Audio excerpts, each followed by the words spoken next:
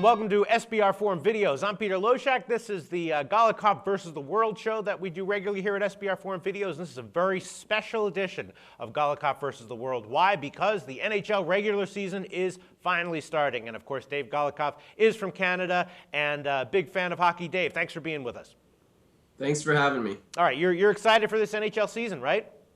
Yeah, and I think we did a podcast a while ago, and I think about some of these lockout NHL props. Most of them didn't cash in, but Right. I believe there was one that was at even money. Will we have a season? And here we are having a season, so hopefully somebody bet that. Yeah, I got to admit, I'm excited for it. And Dave, as everyone who's a regular viewer of these shows knows, you have a great read on football and the NFL specifically. I assume, though, that being from Canada, you're a bigger fan of the NHL. Are you as good at handicapping the NHL as you are at NFL? Or is it because maybe you like the sport more that maybe that affects you a little bit more and you're not as good at handicapping the NHL?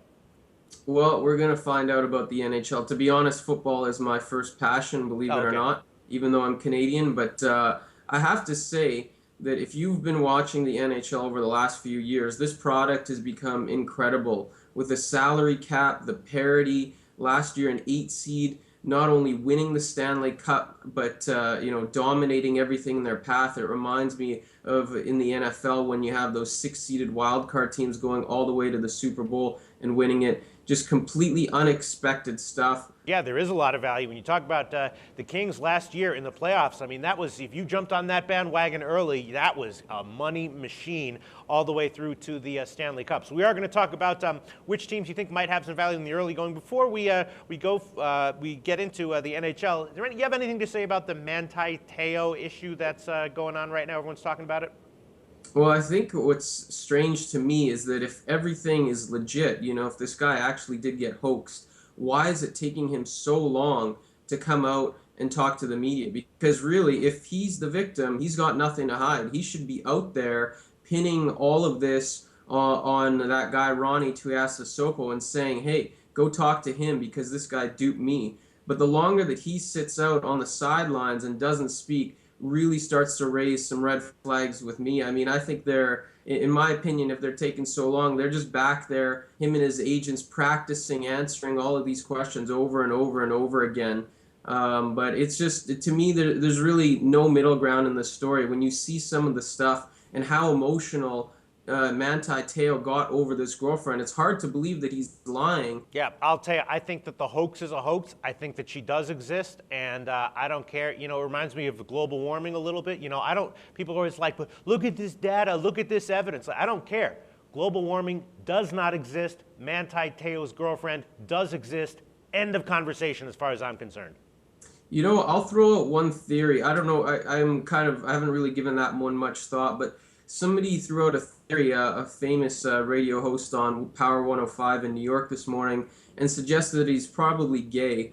And I think that it's entirely possible that in the football locker room that it's kind of like one of those things where you don't want to come out and say it. He's such an important player. He's worried about his respect, worried about his image, and so he makes up a girlfriend.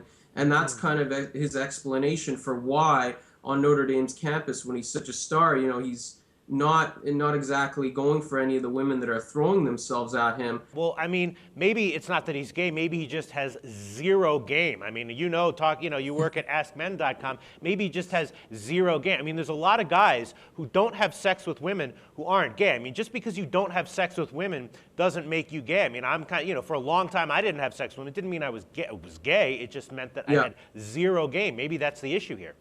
It's fair. I do get that, and I think us as fans and sort of outsiders looking into these situations just assume that, hey, he's the star of the team and it's no problem, and he's not socially awkward. I think you're right. There's an element of possibility there, but let's be honest, Pete. He plays at Notre Dame.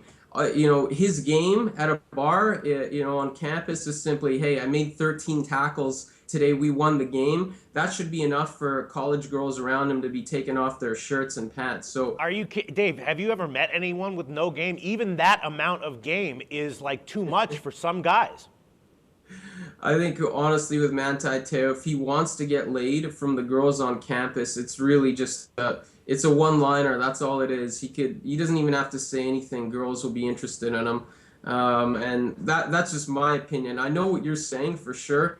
Sometimes people are just socially awkward and it just Yes. doesn't work. But in my opinion, for him, that's all he needed to say if he really wanted to get laid.